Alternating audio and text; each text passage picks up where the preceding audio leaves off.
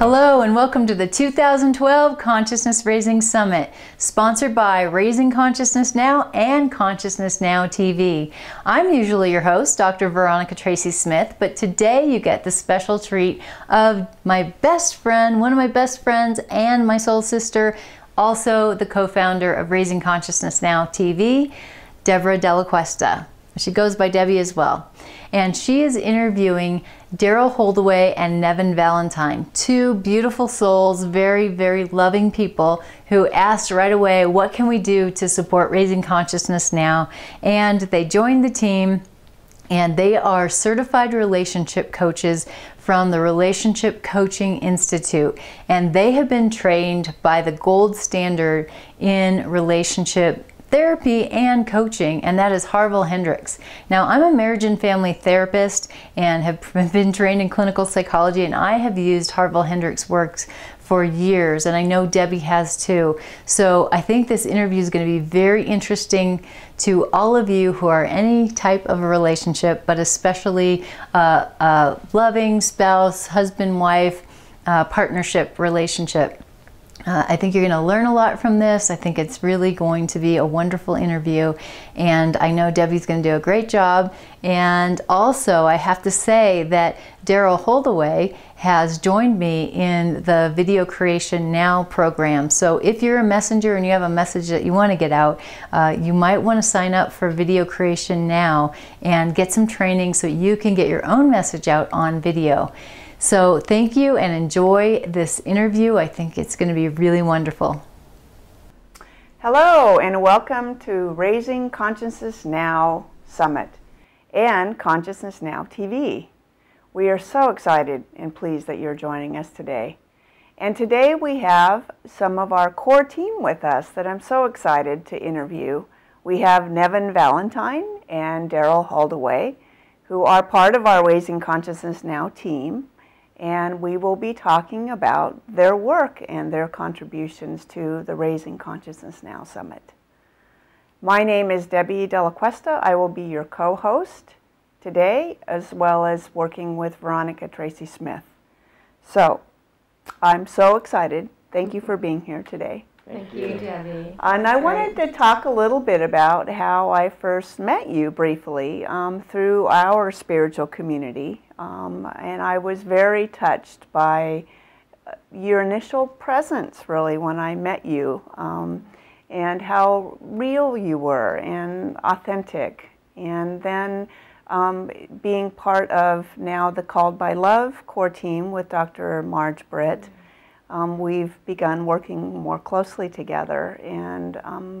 And then once I also heard your reference to doing the relationship coaching and the Imago work, that piqued my interest as well, because I have also been using Harville Hendrix Imago model for many years in my private practice as a psychotherapist.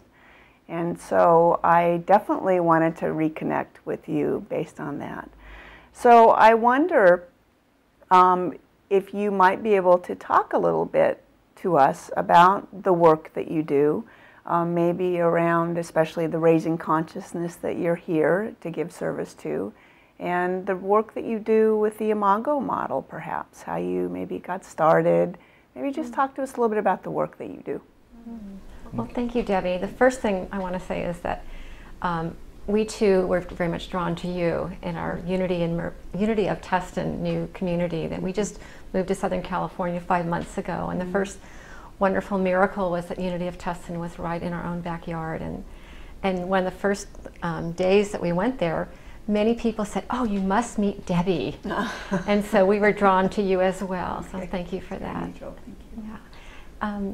Our main intention in our work is a really good fit with Raising Consciousness Now, is because our goal is to help the couples that we work with become conscious couples. That's a starting point. And considering the fact that we have been together for quite some time, though we had a short break in between from the time we met in the 60s in high school till we re-met again in 2000, we've known each other, and we have had our ups and downs in our relationship, and we know what it's like to struggle and be in love. So for us to learn how we could lift ourselves and then pass on some of that information to people that we've met along the way and now in a coaching role is fantastic. And to be able to hook up with you and Veronica Tracy Smith and Dr. Marge Britt and Carolyn Mathman and all the wonderful people that we've met coming down here. Wow. It's a blessing to us, and we're so thrilled to be able to share our gifts with people that we meet here in Southern California. We're thrilled to be here. And a perfect match, and this is really us coming together, I think, and there's been the term the we space that certainly is collectively what we seem to be doing here. So I wonder if you might talk a little bit about the actual work that you do with couples. You do couples coaching, relationship coaching, I think is what you called it. We do coaching. We're coaches, we're certified coaches, and we are also Imago educators. We got some of our early training directly from Harville Hendrix. We're very fortunate to be able to be in a place and time in our relationship and in our training when Harville was very much recruiting people to be not necessarily therapists, but coaches and lay teachers of his Imago work. We were so drawn to it, and it made such a huge impact on us that's the work that we carry on into our our main work right now in our lives, both through coaching individual couples and through couple circles, which we find to be just the greatest because we get large groups of people together. There's peer support. It's a way for people to gather and talk about things that they wouldn't necessarily talk about in any place else in their privacy of their own homes. But they're here with a group. We realize that we all have the same recurring challenges in life, and if we can be supported by others as we talk about them and as we coach them to communicate these and see the perspective of the other, it's magical for us to be able to do that. It truly is remarkable. And what happened for us when we reunited after a 30-year break in 2000 is that we went to, within 2 weeks of reuniting, we went to a Getting the Love You Want workshop. And it was at that workshop where we realized that this was going to be our life work together, is that I had been in my career an early childhood educator, a parent educator, instructor of a college for 27 years, teaching child development, and in my work of really focusing on parenting, how to parent children so that they stay whole and intact. What I saw is that there was a need for underneath that skill set was parents need to know how to be in relationships. None of us were taught how to be in relationships. And so when Darrell and I got together, I was doing a program with California Parenting Institute in Northern California with parents of new children, and what I noticed is that there was a disconnect in many of the couples I was working with around relationship skills, and that's when shortly after that, Darrell and I went to that workshop, and we decided this was going to be what we're going to do, is help people learn how to be in relationships. So we got to that workshop, and then we got ourselves trained by Harville himself. We joined Harville and 11 other couples throughout the United States that Harville and Helen Hunt invited to their home in New Mexico to form a nonprofit. Imago Couples Thank you. International. Imago Couples International, and we were the co-presidents for a while of that nonprofit, with the mission to change the world one couple at a time, with the ultimate goal to raise unwounded children. And so this has been our life work, and we're very passionate about it, and it's very exciting to be doing this. It's wonderful. What a beautiful call. And service, and needed service. You know, it's interesting too, because at this point in our lives, we've had successful careers in other areas. Nevin's, of course, was somewhat related because she was teaching parenting, and she's an expert in childhood development, which plays such a huge role, especially in the Imago model. Yes. And we can talk a little bit about the Imago model for those who might not understand. Essentially, what happens is you're drawn to people that exhibit some of the traits and personality dynamics of your parents or caregivers from your early childhood, and they can be both good and not so good. There's not really good and bad here, but what Right. negative and positive Negative and positive. things that made you feel a little bit uncomfortable as children, maybe didn't give you all you needed as parents, even though they were doing the best they could. So we're drawn to people that have those same traits, and it's the opportunity of a lifetime when you hook up with someone to use that conflict, that tension, to grow and to heal and to become the best person you can possibly be. And then therefore you create the best relationship you can possibly have by going through this process, and we'll talk about that too, the intentional dialogue. And it's not a conscious draw to someone who has the traits of your parents, often the negative traits. And as Pat Love, who's one of the Imago master therapists, says, we're drawn to the familiar regardless of the merit. Right. And so I may be drawn to someone who's tall and dark and handsome, emotionally available, and ready to meet my every need. But unconsciously, there's another agenda, and that's to finish the work of childhood, to get the needs met that were not met in childhood by someone who's very similar to the parents or the early caregivers, because my brain doesn't know whether it's 1955 or 2012. Right. And so if I'm with Darrell, and Darrell's able to stretch and grow and meet the needs, the unmet needs of my childhood, and I'm able to heal that, that's the magic of a conscious relationship, when you're both aware that the possibility for healing is within the relationship itself. So it's a healing place. It's not about asking the other person to change either. The person will change in their own regard to stretch. As she said, I will stretch in order to meet her needs, which is a growth edge for me. So we both benefit from this. In the beginning, it doesn't feel quite that way. It feels like, okay, not necessarily my way or the highway, but you have a perspective on life, and you have a feeling about how you want life to be. And it's natural to want your partner to be in concert with you in the early going. And in the first stage of relationship, it goes very smoothly until you meet that point in your relationship where things start to feel a little uncomfortable. That's the edge we're talking about.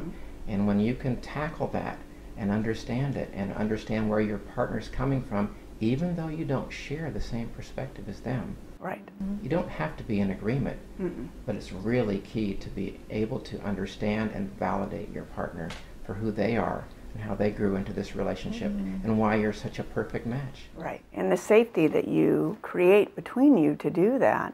One of the things that I often talk about couples is about that how much the relationship is a mirror to our inner self. And not only that, but I oftentimes also say that it's psyche's way of saying, here it is again, heal it this time. And so it truly is an opening. And if really, I think the other piece that I often joke about is that if we had any idea of what we were walking into, we would run the other way.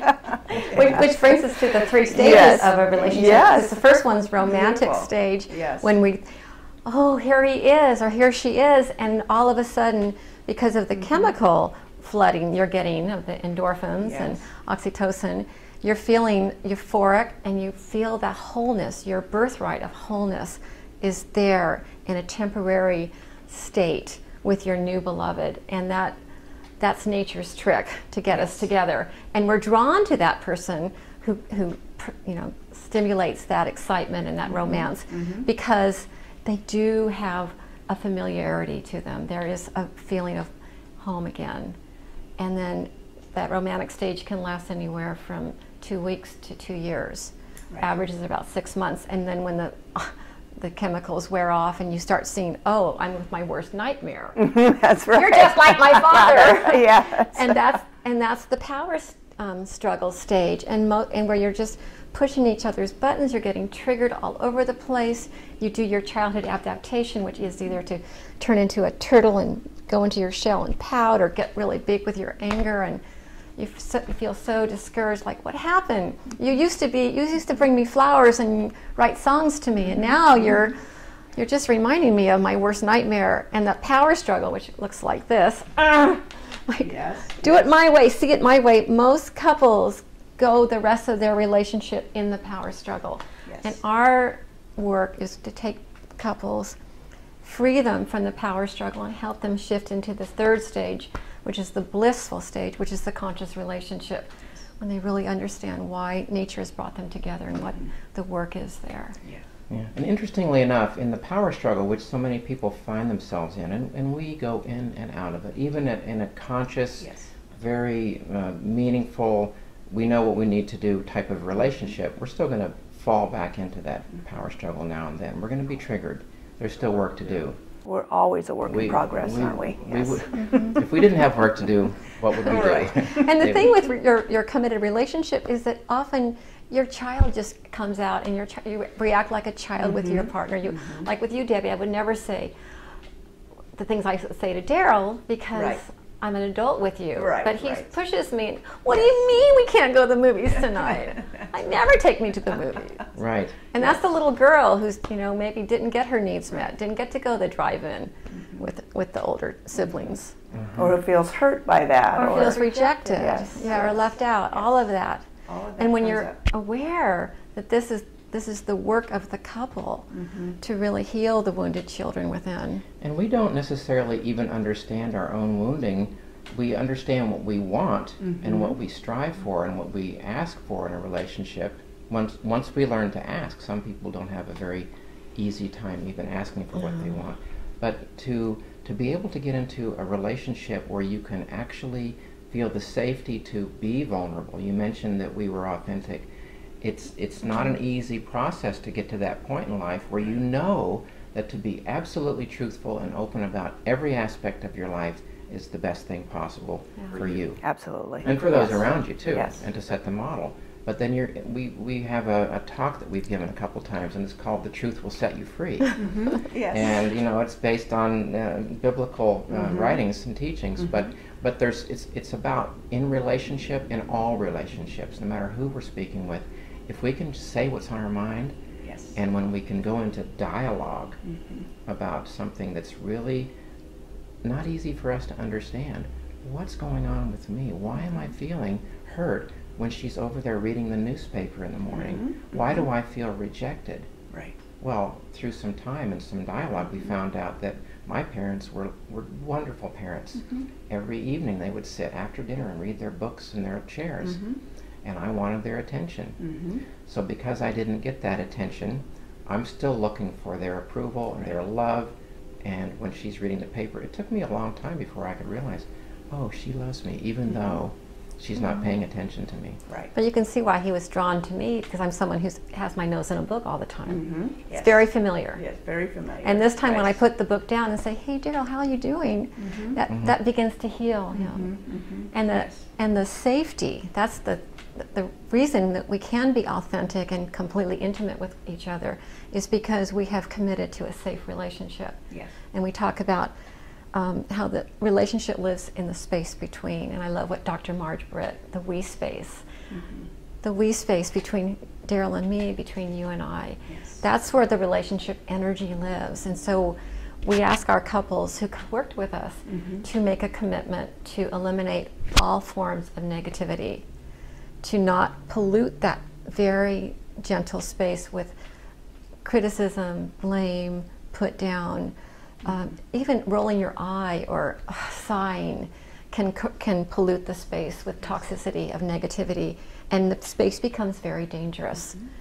And so instead, filling the space with caring behaviors, being present to your partner, knowing that what's going on with them is not about you. That cuts the symbiosis that we all seem to get enmeshed with our beloved. And that can be absolutely the end of the relationship. You differentiate and know that what's going on with Darrell is not about me. And that you can suspend that in hearing what's going on with Darrell through the structure of the intentional dialogue that we'll get to in this interview at some point. And the beauty is also what I'm hearing is the awareness that what's going on with me isn't about my partner either. So so again, the blame stops and the reflection begins, and it becomes the gift that it is, which is a mirror to heal. And it's beautiful. I love that you know Imago. I love that. That's beautiful. That was a beautiful thing. And the other piece that I loved about it is that what he talked about is that our partners come to us with two gifts, really. The first one is that they carry the salve to help us heal. Which is part of what shows up in the beginning, which is, you know, part of the attraction. Yeah. You know, but the other piece that they carry is that they're perfect at pushing all our buttons. That's right. So there's where the real gift of the work comes in, and it's a beautiful dovetailed match oftentimes. I am just in awe of how I see that with couples. It just is profound. Yeah, and it's as if you pick the person that can be your therapist. We actually say that therapists help you a lot, especially individuals and as couples. So do coaches. But I believe that the real work comes at home, within the relationship, practicing what you've learned about yourself, practicing what you're still trying to figure out about yourself, in the safety that your partner can provide. And it's not easy work. No, it's but not. It's rewarding, because once you've created the safe space, then comes the passion. And you can't have that passion and that true higher level of love until you've really gotten through some of the hard stuff. Yes, because it's about really being able to be vulnerable. I love what Brene Brown talks about as the wholehearted vulnerability, which is really what this allows us to be. Wholehearted and loving with our whole hearts and being present with our whole hearts. Yes, that's beautiful. It is. So I wonder if maybe you could talk a little bit about how you actually help couples transform, maybe some of the actual pieces of the work that you do. Okay. Some of the processes you do. Sure. One of the first things we do, we bring them in. We have an introductory session, and we talk about the dialogue being an important part, or probably the main part of our work, and we get them thinking about not the conflict that they might be in at that point, but what they really want from their relationship, and we lead them in a simple dialogue about the dreams and how they remember the best parts of their relationship and what they want their relationship to be like in the future, starting now, really, and get them thinking that way. And we start talking immediately about relationship vision, because oftentimes people are going through life day by day, minute by minute, busy here, busy there, and they don't even for sure really know what their purpose is in the relationship. They might know what they want, but if they don't express it, they're not going to get it. Their partner doesn't even know they want it. So we start by having them create a document called a relationship vision. And once they've done that and they put their input into it. Do we have one? Oh, she's just happens to have one here. Oh no, that's prayer for couples. Oh, here we go. Props. Yay. Yeah. So when we got together 12 years ago, we made our vision. We made a relationship vision, and after 7 years, every one of our statements came true. And we asked couples to write their statements as if it's already happening. So just an example of our current relationship vision is, our relationship is our priority, putting the relationship first. And we love and cherish each other and protect one another's physical, emotional, psychological, and spiritual well-being. And that's the safety piece, making sure the space between us is always safe. And the last one is, each day we share our deepest thoughts and keep one another current on the fabric of our lives. We have a successful coaching practice, and all of our intention, all our vision statements are printed as if it's already happening. And we've had couples come back to us over the years, share that their vision statements have also come true. And one of my favorite ones is, we have a couple who really were living in the woods and were dreaming of living on the water, and they put on their vision statement, we have a beautiful home on the water, and within a year they were living on the water. Wow.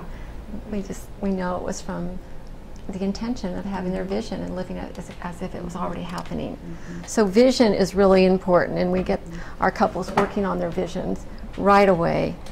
And then the next thing we do is, of course, crash. This is live TV. Yes. Is teach our couples how to have a structure to tell the truth to each other, and it really is the avenue for doing the healing work of the relationship. And that's the intentional dialogue. Yeah. It's the key to all of our work. Even in creating the relationship vision, you need to be able to mirror your partner and to hear what they're saying and to make sure that you understand what they're wanting.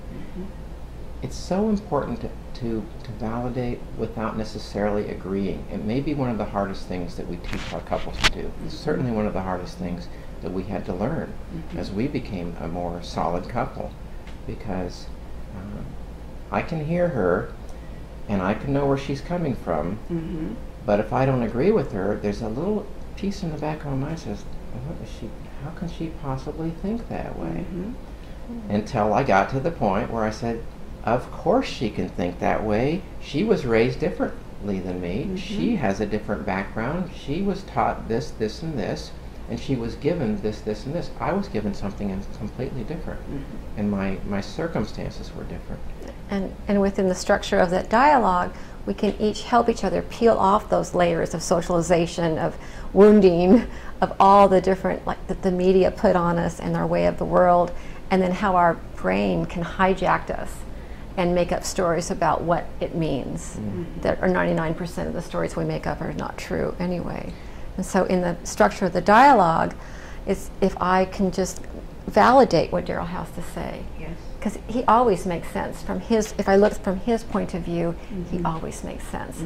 And so I think it'd be good to talk about the 3 steps. Yes, could you? Because I think that's, because the first one is really the listening.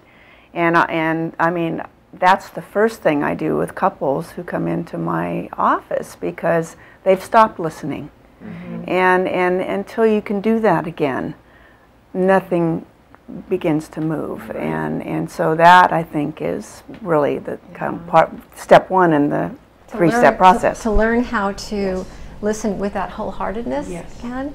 And we always tell our couples that before you even begin to do the 3 steps, to get in that place of listening with that heart-centered place where you're really open, and there's a little bridge between my world and Darrell's world that crosses the space between us.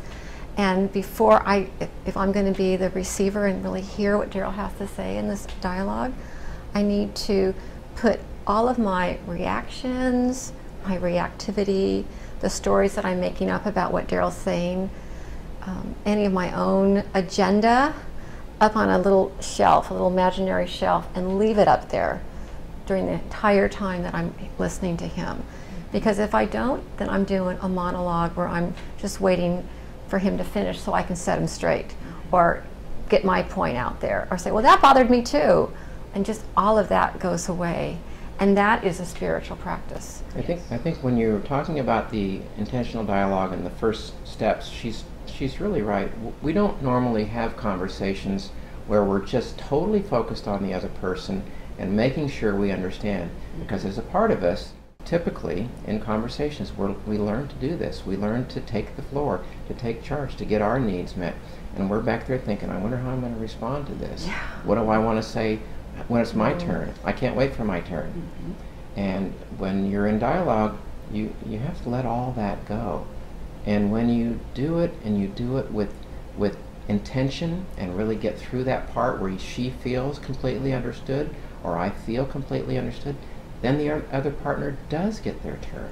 And you always get your turn, and there's a payoff. It's not just a give, give, give situation. It's a give because it works, and then she wants to then hear me. So it's you know, you're right. It's all about listening, being sure that you know what they're saying, first of all. So then Darrell, as the sender, would just begin to tell me in short little sends what's in his heart and what's going on. And then it's my responsibility as the listener, or we say the receiver of his words, is then to mirror back what I heard. And that way 2 wonderful things happen. One is that he gets that I get him, because I'm using his same language, the same inflection, the same words, and this with the same amount of energy that he's expressing himself. And the other thing that happens is he gets to hear himself, his own words, so he gets some clarity about what his process is when he hears his own words reflected back to him. And when she does a wonderful job of mirroring, I sometimes get to hear myself being accusatory. I sometimes get to hear myself using you messages, which we totally coach not to do. Right. But we tend to fall into that trap. It's hard for me sometimes to say, I felt lonely when I noticed you were gone, as opposed to, why did you leave me? You know, or you've gone too long. You were gone too long. You're always gone. Right. You know, you never were there for me. And so to change the way we phrase what's going on for us, because in the minute you start pointing fingers and blaming the other person for your hurt feelings or whatever happens to you, they go away. You can't hear it. Yeah, you can't hear it. That's true. We always say it in a way that can be heard, which means absolutely no blame, shame, or criticism. Keep that space between you very safe. And yet, it's still important as the receiver. It's probably the hardest job, to be the receiver, to be the listener. It's still important to mirror back what they say, even if it's got an edge to it. Yes. They get to hear it back, and if you can just stay conscious and not react to it, not easy when you're in conflict, but ultimately it will save your relationship. It will bring your relationship to a higher level by just being steady, being there for them. And when I watch this on my couch in my office, when couples are able to do this, the disarming that happens, I just watch it melt. And then I see them begin to look at each other in a way that they weren't when they first walked into my office. So it's like, it's powerful. Hi, there you are. Yes, exactly. I remember. And I remember who I am, too. And it's an exercise in presence, isn't it? Because to be the listener, to be the receiver, you have to stay so present. And stay Which in is their beautiful. world. Yes. Leave your world behind. Yes. That's what And Katie So says. for you, you see the gift. Yes. You've been doing this for quite some time. Yes. And it's you can understand why we want to help couples, because it just comes back to us in a way of we're grateful that other people's lives are raised like so many other people have helped us along the way. Right. We can help them too. I love it when a couple comes in completely disconnected and almost like not even wanting to look at each other. And then by the time they've done the process and they have felt by the other, we're all longing for someone, our partner to get us, to really get us on a soul level. And when they feel that validation and empathetic response, they leave in a whole different place. And it's the magic of the intentional dialogue. Great. So the second step after you have mirrored, and it's very easy to corrupt the mirroring. So I heard Darrell say, give me a line that you just said about, just any line. I just want to show how we can corrupt it. Oh, a line. I felt alone yesterday when you were sitting on the sofa looking at your BlackBerry, not paying any attention to me at all. It just seemed like, I don't know where you were, but I felt very alone. So in a dialogue where I'm really present, the way I would mirror that is, so Darrell, what I heard you say is that you felt really alone yesterday when you came in and saw me on the couch on my BlackBerry, and you felt very much... It's like you have an iPhone now, though. Yeah, I have my iPhone now. And you felt very alone. So that I matched his inflection, his tone of voice, and I was not adding any of my stuff. It's very easy to say, oh, so when you came home, you didn't like that I was on the couch. Right. Which is, I'm mirroring him, but I'm completely corrupting the process. So it's a very... and it's so easy to do that. Little, even when you're trying, sometimes there's a part of you that's going, oh man, you gotta be kidding me. Right. But let that go. So we're just giving simple steps, and then the second one is after you've heard, you keep saying, I'm open to hearing more, and you have a very open face, very attuned to your partner, so that they feel safe to keep talking. And then when they're finished, you do a summary of what you've heard, and then you validate them. And that's what we're all longing to be validated. So Darrell, what I heard you say is that it was really hard for you yesterday when you came in, and I was on the couch engrossed in my iPhone, and you had a lot you wanted to talk to me about, and I was just in my own little world. Did I get you? Yeah, thank you. Yeah. So you make a lot of sense that you were longing for connection. I was not available. It makes a lot of sense. That was hard. So that's the validation And piece. sometimes, and this is a very important piece that we teach, and it doesn't come easily in the first step or two, or the first time you've do dialogue. But when you are validating, you know sometimes that you are you hold a level of responsibility in the conflict. She wasn't necessarily doing anything to hurt my feelings, but she also might know, oh yeah, I do get caught up. I do lose focus sometimes. I do get caught up in my, you know, my work, and I forget about you. So it's sometimes you can validate your partner and say, you know, it makes a lot of sense that you would feel that way, because I do sometimes forget about you. And that's the other healing piece of the whole imago theory, is that when I part of my adaptation as a child was it was a lot safer to have my nose in a book than to be present with the shenanigans in my family. And so that's a safe place for me. Knowing that I need to stretch out of that and be more present to Darrell is a growth edge for me, and it helps me to reclaim my wholeness for what got shamed away or not safe for me to show up presently. Yeah, the safety piece is so, you know, I mean, people are starting to understand that safety piece. It wasn't safe for her to be that way as a child. That's right. Why would it be safe now? This is the way she's been brought up.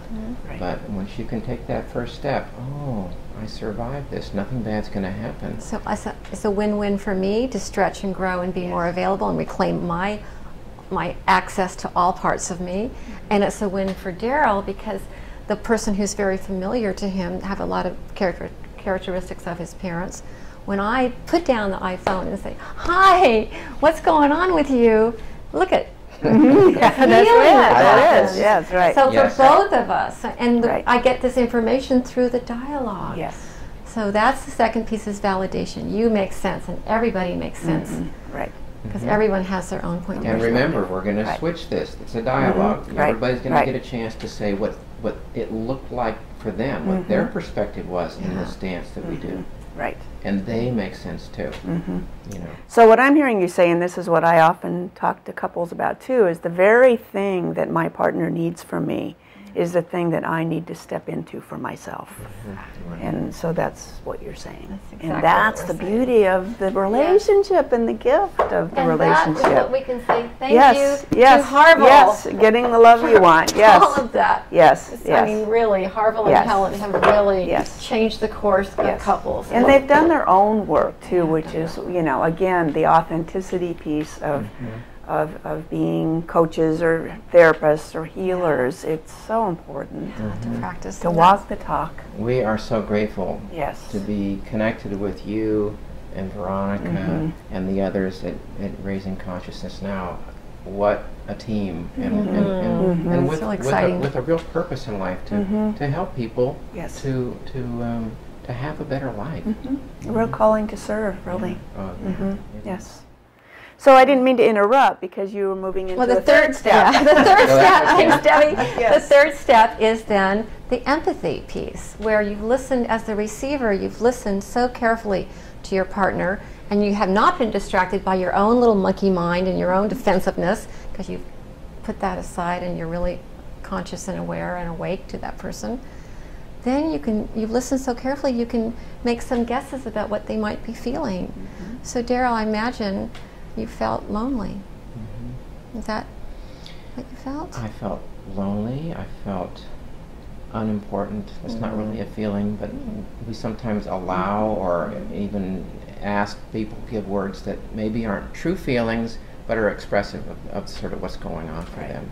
You know, we don't like them to get into sentences where it becomes Because that's not really feeling necessarily. I'm Right. feeling upset that you're a jerk. That's Right, not a right, feeling. right. Exactly. Right. It may be how you feel, but it's not really a feeling. Yeah. So we Sad, mad, glad. So I would then respond to her, and sometimes too, you know, I think men get a bad rap, but I think it's probably true that we aren't as in touch with our feelings as often, is because they were shut down as when we were younger, and so when she says, "I imagine you're feeling sad," sometimes I have to think, is that sad? Let me think. Was I sad?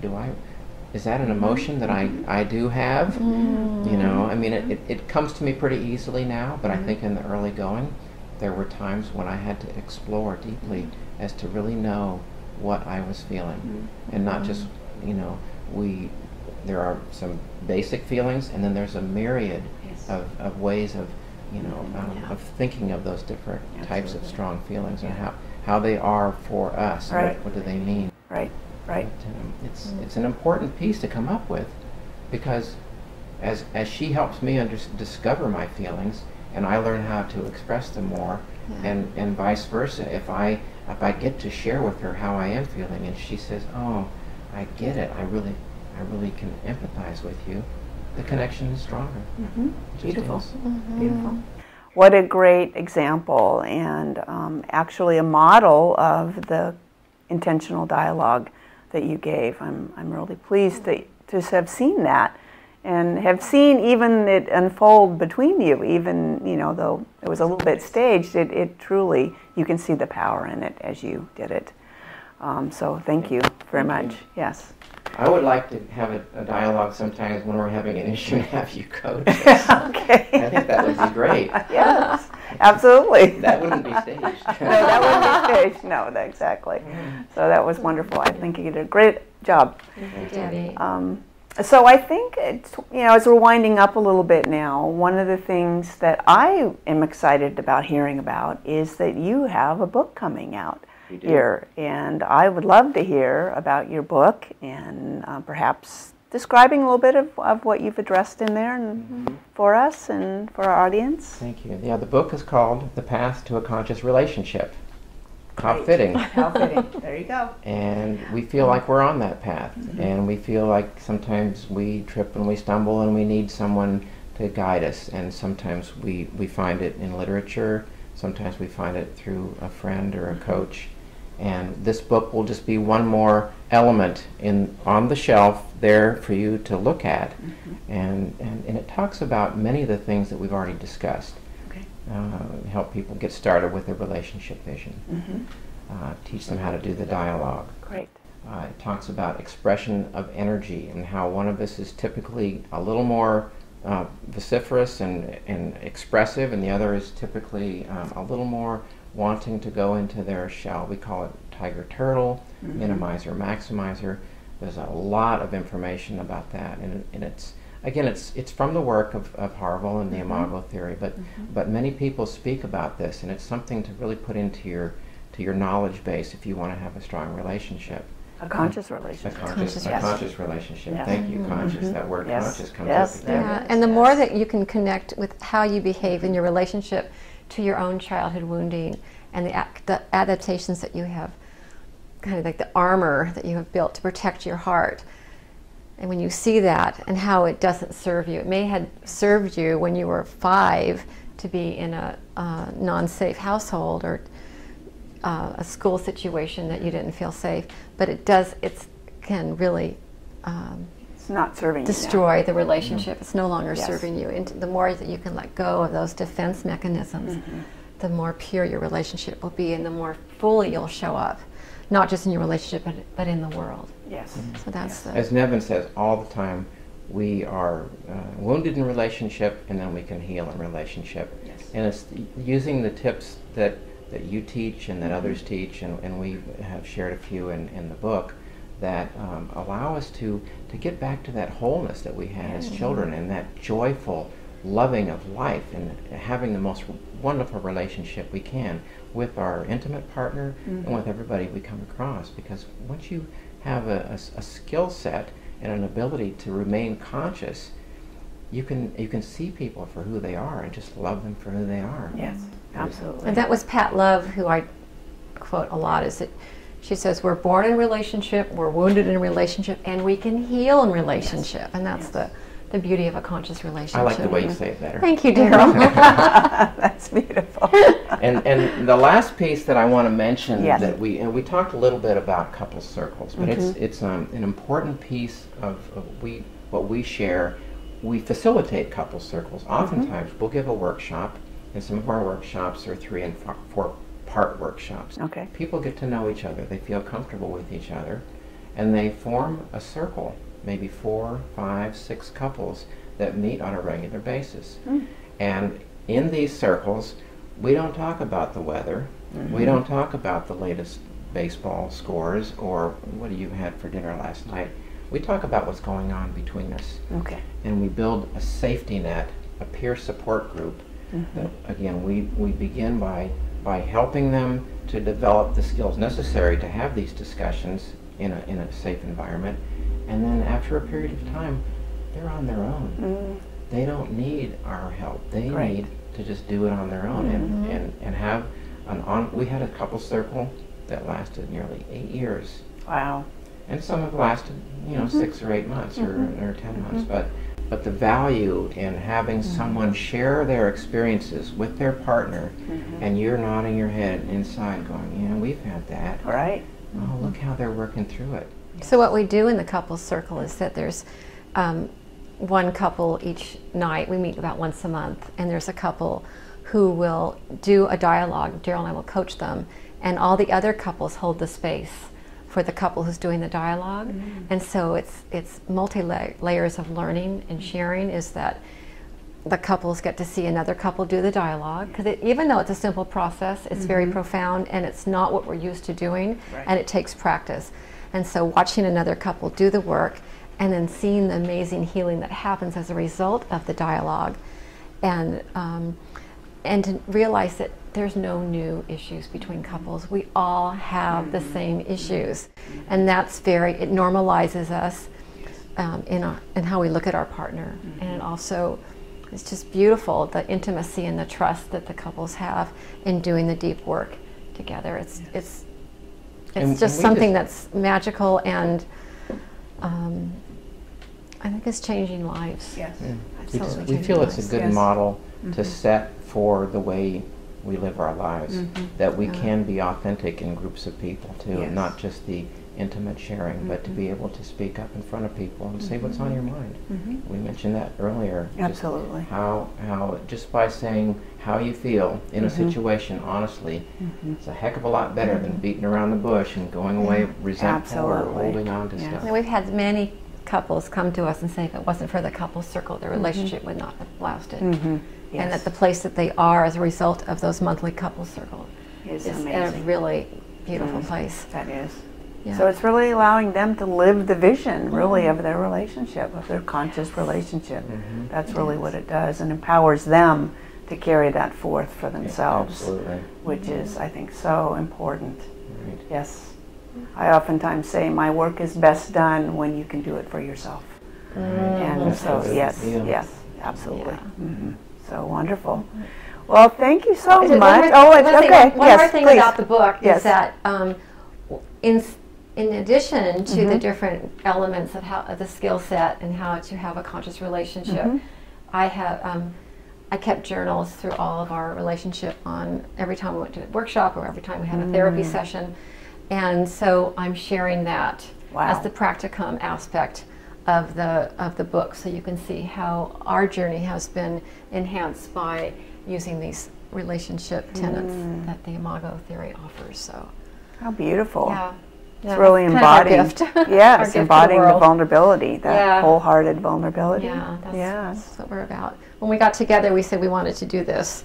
I don't know if the cameras can see that, but we're here together, but to help other couples. So that's why we call ourselves the mentor couple, helping other couples have conscious relationships. So. That's beautiful. Yeah. Would you add anything else? Yes. Would you add anything before we close? Just what a fun time it's been to be with you, Debbie. Great. Yeah, we look forward to this journey that we're now taking with you and Veronica and Len and Kelly and all the others on the team. Cindy. Cindy. It's an amazing. Marge. God bless Marge. Yes, and you are part of that amazing team, and we're so grateful that the gifts that you give and what you've shared today has been wonderful. So I so appreciate you being with us. Thank you. And so in closing, thank you for being with us at the Raising Consciousness Summit today. We hope that you have found this to be as deeply moving as I have. For more information, you can find information about Darrell and Nevin with the links that we will provide at the end of this summit, as well as a link to their website for more information. So we hope that you take that and use that and grow yourself. So thank you so much for joining us.